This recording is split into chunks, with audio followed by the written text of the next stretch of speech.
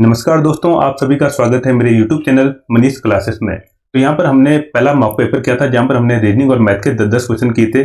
साथ ही साथ डीएलएड में जितने भी प्रीवियस ईयर के क्वेश्चंस आए हैं वो सारे मैंने डिस्कस कर दिए हैं। अगर अभी तक आपने नहीं देखा है तो आप प्लेलिस्ट के थ्रू देख सकते हो। साथ ही साथ जो इंपॉर्टेंट क्वेश्चन आपके जैसे टाइम एंड वर्क हो गया, आपका परसेंटेज हो गया, ठीक है, आपका रेशियो एंड प्रोपोर्शन हो गया, उसके भी मैंने इंपॉर्टेंट मतलब 15 और 20 क्वेश्चन कराए हैं, तो आप उनको भी देख सकते हो क्योंकि इसी तरीके के क्वेश्चन आपके एग्जाम में पूछे जाएंगे।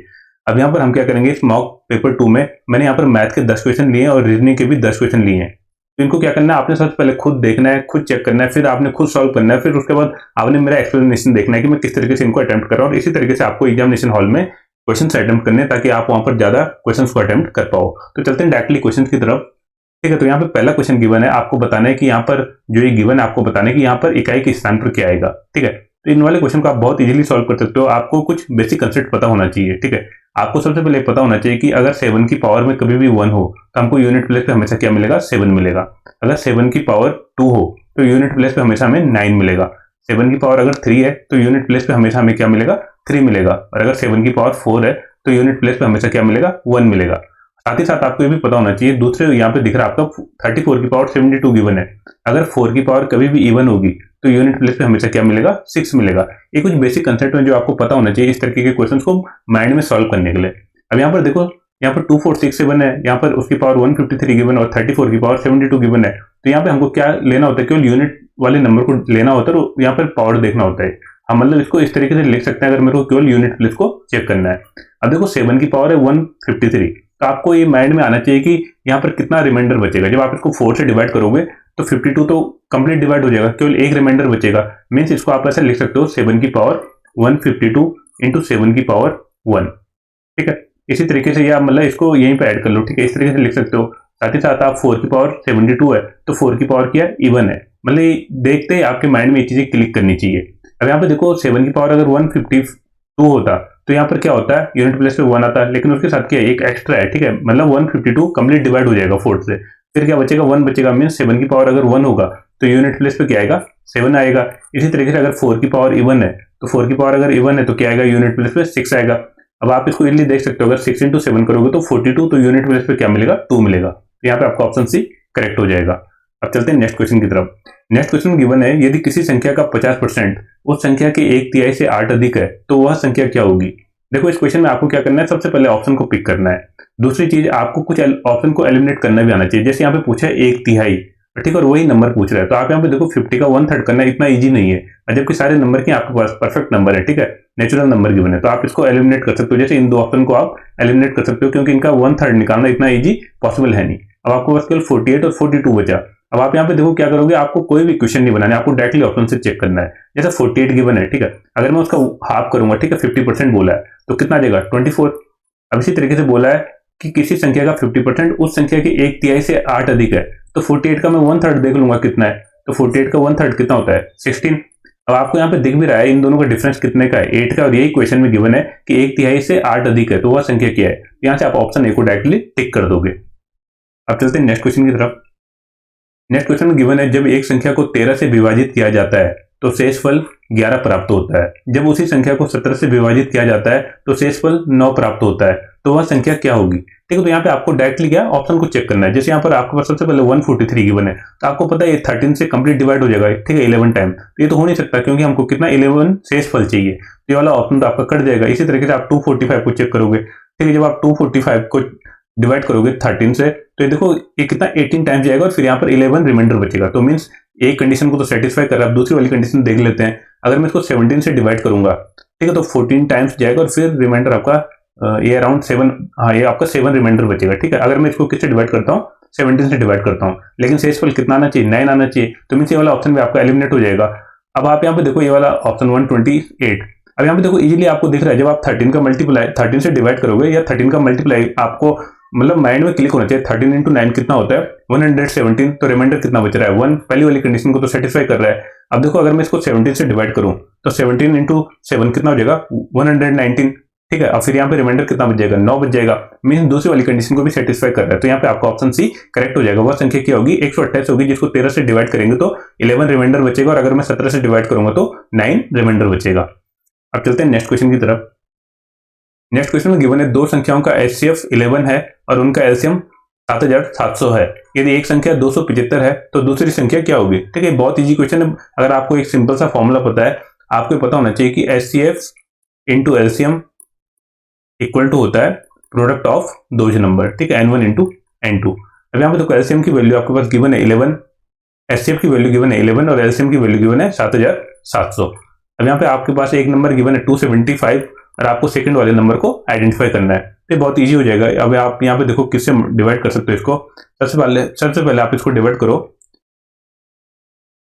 यहाँ पे देखो 11 से जब डिवाइड करोगे तो कितना टाइम चलेगा, 25। ठीक है, अब यहाँ पे x इक्वल टू आपको निकालना है, तो इसको मैं थोड़ा इजी कर लेता हूँ सॉल्व करने के लिए। तो 17 इंटू 100 अपॉन 25 से जब डिवाइड करूंगा तो ये 4 टाइम चले जाएगा। अब आगे 77 इंटू 4। ठीक है, तो 7 को 28। देखो आपको केवल यूनिट प्लेस देखना, 7 को 28। ठीक है, 2 में गिवन है तो यहाँ पे आप एलिमिनेट नहीं कर पाओगे। अब आपको कंप्लीट करना तो कितना आ जाएगा, 28 प्लस 2 308।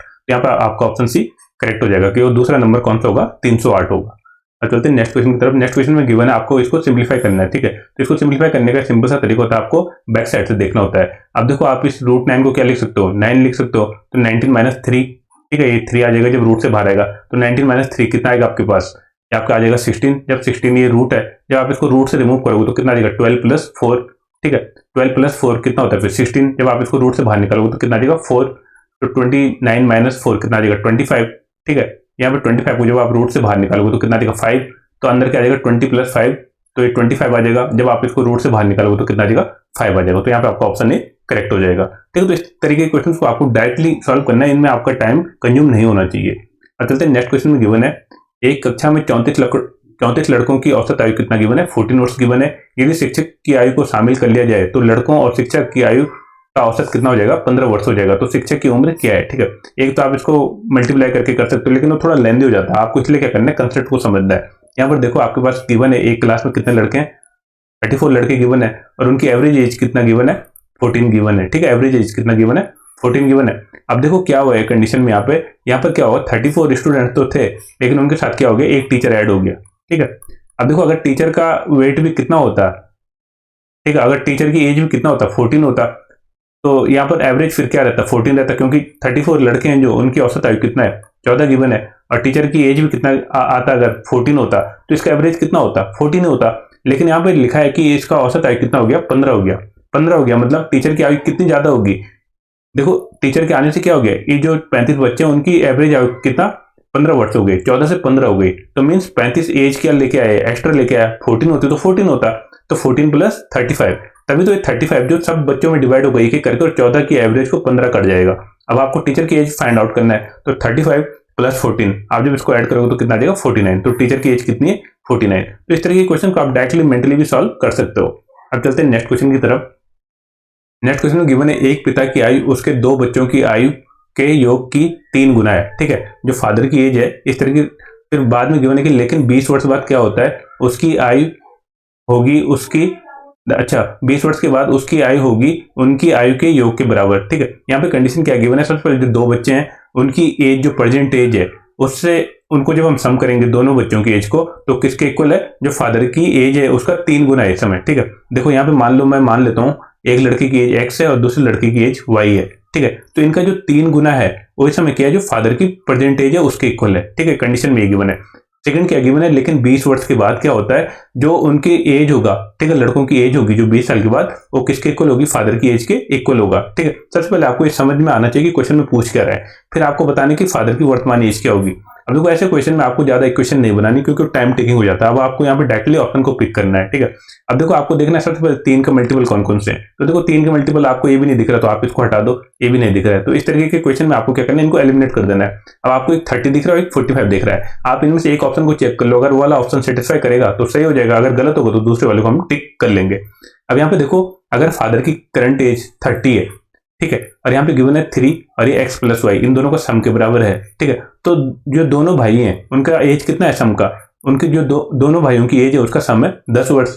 अब मैं यहाँ पे एज्यूम कर लेता हूँ, ठीक है, कुछ भी एज्यूम कर लो कि दोनों भाई जुड़वा है और दोनों की एज कितनी है, 5 है, और इस कंडीशन को सेटिस्फाई कर रही है। ठीक है, अब देखो 20 साल के बाद देखता हूँ मैं, 20 साल के बाद जो x होगा उसकी एज कितनी हो जाएगी, 5 से 20 जब मैं उसमें ऐड करूंगा तो कितने साल का हो जाएगा, 25 साल का हो जाएगा। वाई भी 5 साल का था, उसमें अगर मैं 20 को ऐड करूंगा तो कितने साल का हो जाएगा, 25 साल का हो जाएगा। अब फादर की अभी करंट एज कितनी ली मैंने यहाँ पे, देखो मैंने ऑप्शन से पिक किया ना 30, अगर फादर की एज 30 है तो 20 अगर मैं उसमें ऐड कर लूंगा तो कितना आ जाएगा, 50 आ जाएगा। अब आपको यहाँ पे दिख भी रहा है दोनों की एज का सम किसके बराबर हो रहा है, फादर की एज की इक्वल आ रहा है जो क्वेश्चन में गिवन है। तो मतलब जो ऑप्शन मैंने पिक किया वो सही है, तो यहाँ पे आपका ऑप्शन भी करेक्ट हो जाएगा कि फादर की प्रेजेंट एज कितनी होगी, 30 होगी।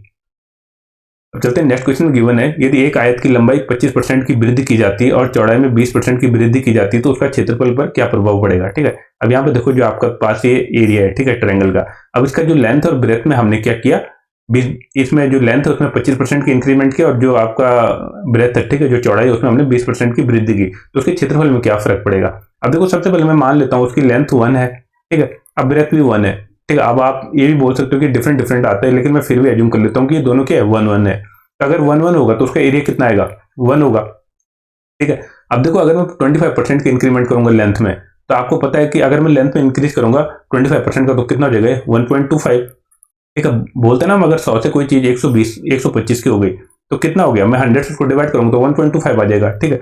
और इसी तरीके से दूसरा में क्या गिवन है, चौड़ाई 20% की इंक्रीज हो गई, अगर 20% इंक्रीज हो जाएगी तो चौड़ाई कितना हो जाएगा, 1.2, ठीक है। सबसे पहले आपको समझ में आना चाहिए, जब मैं इन दोनों को मल्टीप्लाई करूंगा तो मेरे को मिल जाएगा यहाँ पे कितना आएगा, ठीक है। जब आप इन दोनों को मल्टीप्लाई करोगे तो आ जाएगा 1.5। अब आप देखो कोई इसका एरिया पहले कितना था, 1 था और अब कितना हो गया, 1.5 हो गया, तो कितना इंक्रीज हो गया, 50% इंक्रीज हो गया, ठीक है। 1 से अगर कोई चीज डेढ़ हो जाए तो कितना हो जाएगा, 50% हो जाएगा। अगर 1 से 2 हो जाती तो 100% इंक्रीज हो जाती। तो यहाँ पे आपका ऑप्शन भी करेक्ट हो जाएगा कि अगर मैं उसकी लंबाई में 25% का इंक्रीमेंट करता हूँ और चौड़ाई में अगर 20% का इंक्रीमेंट करता हूँ तो टोटल 1.5 गुना उसका एरिया इंक्रीज हो जाएगा। अब चलते हैं नेक्स्ट क्वेश्चन की तरफ।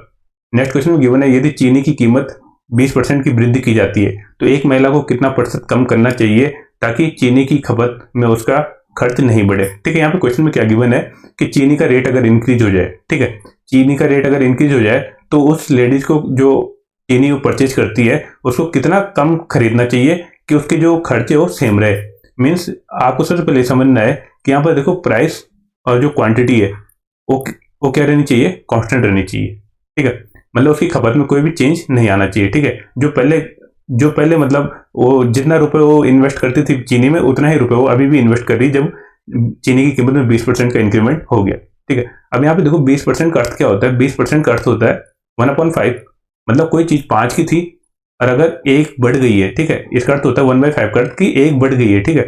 अब देखो 5 की चीज थी और एक बढ़ गई है तो कितने की हो जाएगी, 6 की हो जाएगी। इसका अर्थ होता है कि 20% का इंक्रीमेंट हो गया। तो इसका अर्थ है कि जो प्राइस था पहले 5 था और अब कितना हो गया, 6 हो गया।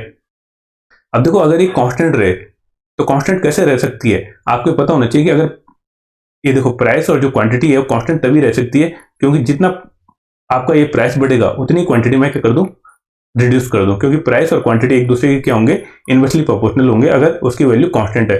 अगर आप प्राइस बढ़ा रहे हो तो आपको क्वांटिटी को घटाना पड़ेगा, अगर आप क्वांटिटी को बढ़ा रहे हो तो आपको प्राइस घटाना पड़ेगा, ठीक है। अब यहाँ पे देखो किस तरीके से कांस्टेंट आ सकता है, इसका रेशियो क्या होगा, एक दूसरे का इनवर्सली प्रोपोर्शनल हो जाएगा। मतलब पहले 5, अब देखो प्राइस पहले 5 था अब 6 हो गया, तो पहले मतलब वो 6 क्वांटिटी खरीदती थी, अब वो कितना 5 क्वांटिटी खरीद पाती है। अब आप इन दोनों का मल्टीप्लाई करोगे तो आपको दिखेगा भी 30-30 वैल्यू आएगी, ठीक है, मतलब दोनों कांस्टेंट आएंगे।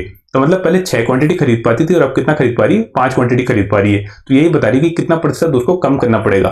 तो कितना प्रतिशत कम करना पड़ेगा उसको, तो देखो 6 से 5 में जाना तो एक क्वांटिटी कम करना पड़ेगा। अब पहले इनिशियल क्वांटिटी कितनी थी, 6 थी, तो उसको मैं 6 इंटू 100 करूंगा तो मेरे को मिल जाएगा कि कितना परसेंट मेरे को कम करना पड़ेगा उसकी क्वांटिटी में, ठीक है, चीनी की क्वांटिटी में। जब आप इसको सिंप्लीफाई करोगे तो यहाँ से आपको इजीली आ जाएगा, कितना आ जाएगा, 16 से 2/3। तो यहाँ पे आपका ऑप्शन ए करेक्ट हो जाएगा, ठीक है। चलते हैं नेक्स्ट क्वेश्चन की तरफ और ये लास्ट 10वां क्वेश्चन है मैथ का। यहाँ पर गिवन है 240 मीटर एक ट्रेन 24 सेकंड में एक पोल को पार करती है, 650 मीटर के प्लेटफॉर्म को पार करने में उसे कितना समय लगेगा, ठीक है। ये भी सिंपल सा क्वेश्चन है। आप यहाँ पे क्या कर सकते हो, सबसे पहले स्पीड निकाल लो, ठीक है, ट्रेन की स्पीड कितनी है, क्योंकि कितना गिवन है आपको पता होना चाहिए, स्पीड इक्वल होता है डिस्टेंस अपॉन टाइम, ठीक है।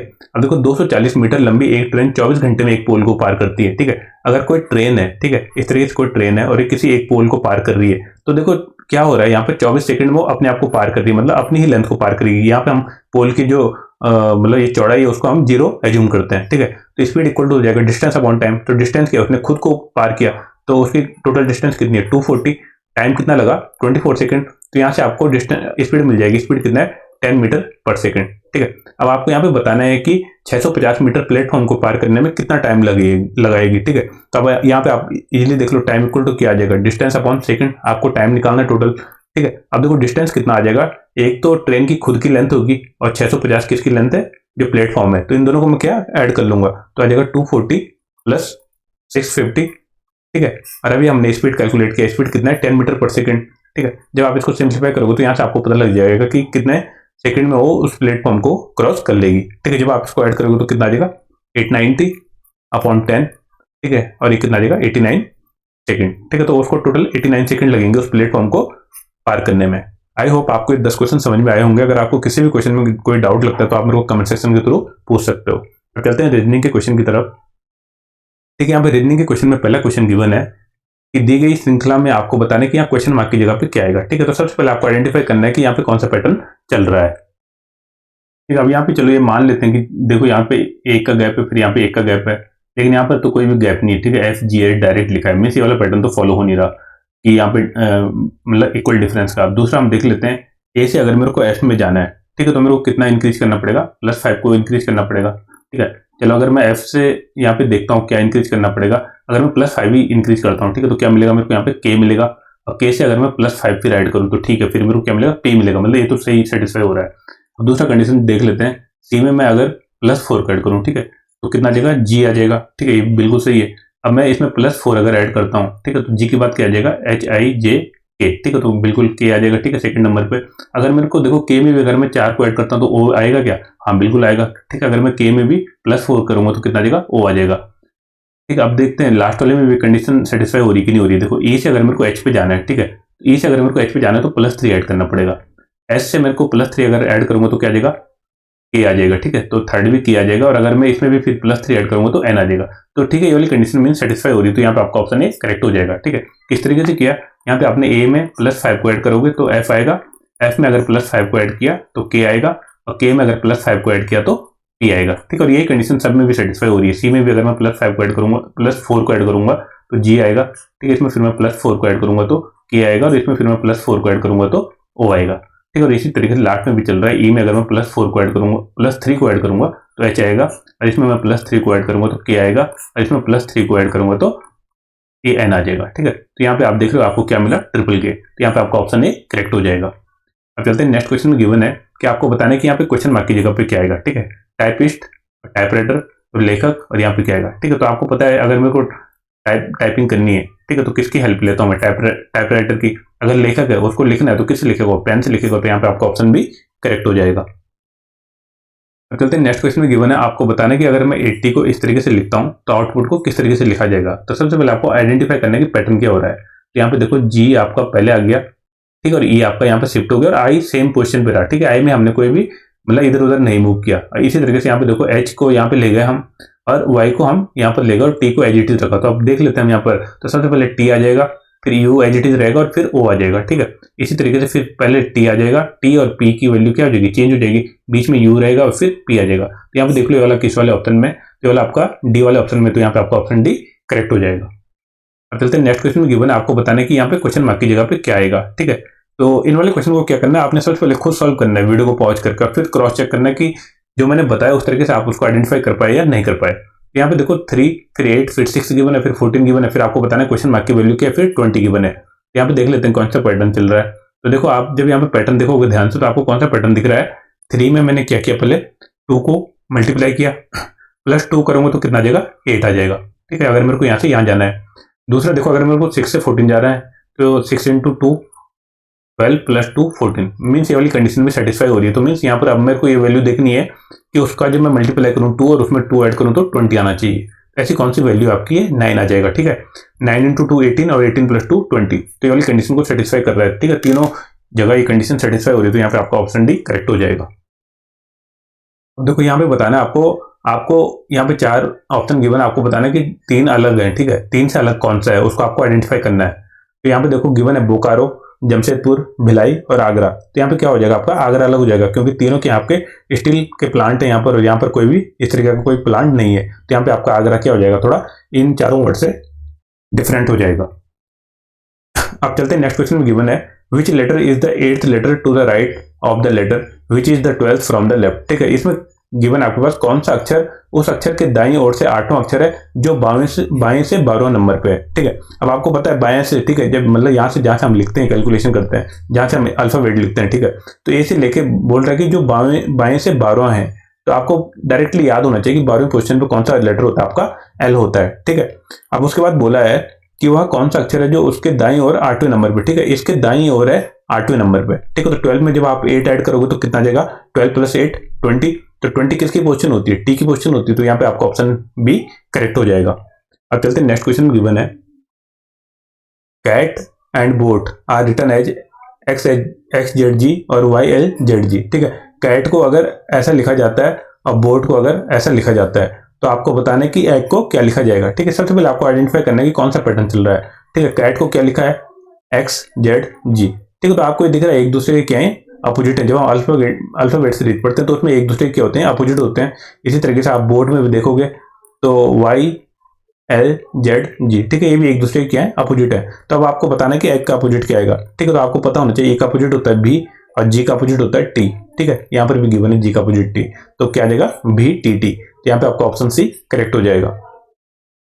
अब चलते हैं नेक्स्ट क्वेश्चन में गिवन है, एक व्यक्ति 3 किलोमीटर उत्तर दिशा की ओर चलता है। ठीक है, इस तरीके से 3 किलोमीटर उत्तर दिशा की ओर चलता है, फिर उसके बाद वह अपने बाएं मुड़कर 2 किलोमीटर जाता है। ठीक है, फिर इस तरीके से वो 2 किलोमीटर जाता है, फिर उसके बाद गिवन है वह फिर से बाएं मुड़ता है और 3 किलोमीटर चलता है। ठीक है, फिर से बाएं मुड़ा और फिर 3 किलोमीटर चला। ठीक है, तो यहाँ पे पहुंच गया, फिर वह दाएं मुड़ा और सीधा चलता है। ठीक है, अब फिर वो दाएं मुड़ेगा तो इस साइड चलेगा। ठीक है, अब फिर सीधा चलता है। अब बताना है आपने कि वह किस दिशा में चल रहा है। ठीक है, तो कौन सी दिशा में चल रहा है, ये वेस्ट की दिशा में चल रहा है, तो वेस्ट का कौन सा जगह आपका है, यहाँ पे ऑप्शन भी करेक्ट हो जाएगा कि पश्चिम दिशा में चल रहा है। अब नेक्स्ट क्वेश्चन गिवन है, यदि पानी को काला कहा जाए, काला को पेड़ कहा जाए, पेड़ को नीला कहा जाए और नीला को बारिश कहा जाए, बारिश को गुलाबी कहा जाए और किसी भाषा में गुलाबी को मछली कहा जाए, तो उस भाषा में आकाश को क्या कहा जाएगा। ठीक है, अब आप देख लो आकाश का रंग कैसा होता है, नीला होता है। ठीक है, और नीला को क्या कहा जाता है, बारिश कहा जाता है। तो यहाँ पे कौन सा ऑप्शन करेक्ट हो जाएगा, आकाश को हम इस वाली टर्म में क्या कहेंगे, इस वाली टर्म में हम आकाश को कहेंगे बारिश। ठीक है, तो बारिश यहाँ पे चाहिए हो जाएगा आपका। ठीक है, वर्षा हो जाएगा। ठीक है, रेन। तो यहाँ पे आपका ऑप्शन सी करेक्ट हो जाएगा। अब यहाँ पे नेक्स्ट क्वेश्चन में गिवन है, यदि अक्षरों के क्रम को उल्टा किया जाए, ठीक है, और निम्नलिखित में से कौन सा आपके बाएं से 14 नंबर पे होगा। ठीक है, 14 नंबर पे होगा, मतलब बाएं से। अब आप देखो जब अल्फाबेटिकल सीरीज में लिखोगे, ठीक है, ये आपको याद होना चाहिए डायरेक्टली। ठीक है, जब आप अपोजिट साइड से जाओगे तो 14 नंबर पे आपको कौन सा मिलेगा, 14 नंबर पे आपको यहाँ से मिलेगा, ये आपको M वाला नंबर मिलेगा। ठीक है, 14 से जब आप यहाँ अपोजिट से लिखोगे ना, इस तरीके से यहाँ से आप जब जाओगे Z फिर Y फिर X, इस तरीके से जब आप जाओगे तो 14 नंबर पे आपको कौन सा लेटर मिलेगा, यहाँ पे M वाला लेटर मिलेगा। और M यहाँ पे तो कहीं ऑप्शन में है नहीं, तो यहाँ पे आपका ऑप्शन डी करेक्ट हो जाएगा, नन ऑफ द दीज। ठीक है, इनमें से कोई भी करेक्ट नहीं है। आई होप आपको ये 20 क्वेश्चन समझ में आए होंगे। अगर आपको इन क्वेश्चन में किसी भी क्वेश्चन में कोई डाउट लगता है तो आप मेरे को कमेंट सेक्शन के थ्रू पूछ सकते हो।